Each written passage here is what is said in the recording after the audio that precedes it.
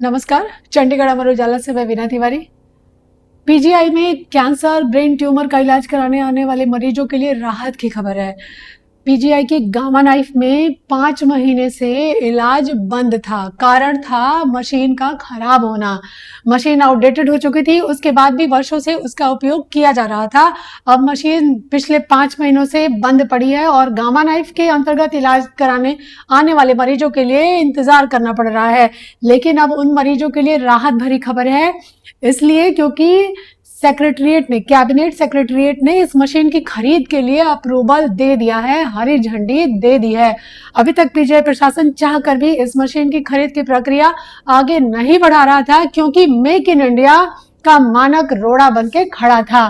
तमाम तरह के क्लियरेंस देने के बाद जब ये मामला साफ हो गया कि इस मशीन की खरीद इंडिया में, भारत में नहीं की जा सकती, क्योंकि विश्व स्तर पर केवल एक कंपनी इस मशीन का निर्माण करती है, तब जाकर केंद्रीय स्तर पर इसको हरी झंडी दी गई है।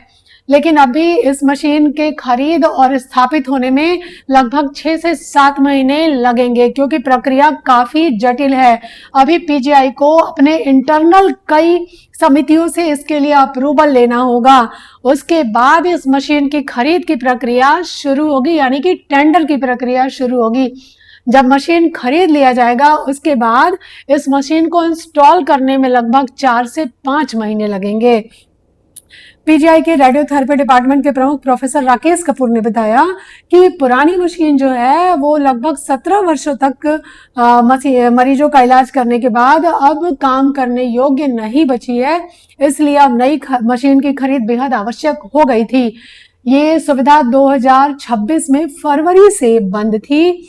और गामा नाइफ के बारे में हम आपको बताना चाहेंगे, ये वो तकनीक है जिसमें ब्रेन से जुड़ी बीमारियों में सर्जरी के बिना मरीज का इलाज किया जाता है। ट्यूमर का मामला हो सकता है और अन्य ऐसी जटिल बीमारी हो सकती है जिसमें सर्जरी करना थोड़ा कठिन होता है, तो रेडिएशन के माध्यम से, गामा की किरणों के माध्यम से सटीक उन कोशिकाओं को खत्म किया जाता है जो उस बीमारी का कारण होता है। ये इलाज सरकारी व्यवस्था में सस्ता है पीजीआई में, वहीं अगर मरीजों को बाहर ये इलाज लेना पड़ा तो लाखों रुपए खर्च होंगे। और एक बात और हम आपको बता दें कि पीजीआई जैसे चिकित्सा संस्थान में देश के लगभग हर कोने से गरीब और जरूरतमंद मरीज इलाज की उम्मीद में आते हैं। अगर गामा नाइफ की बात करें तो यहाँ एक महीने में लगभग 15 से 20 मरीजों का इलाज हो रहा था और कंटिन्यू नए मरीज भी इसमें ऐड हो रहे थे। फॉलो अप वाले मरीजों का ट्रीटमेंट चल रहा था।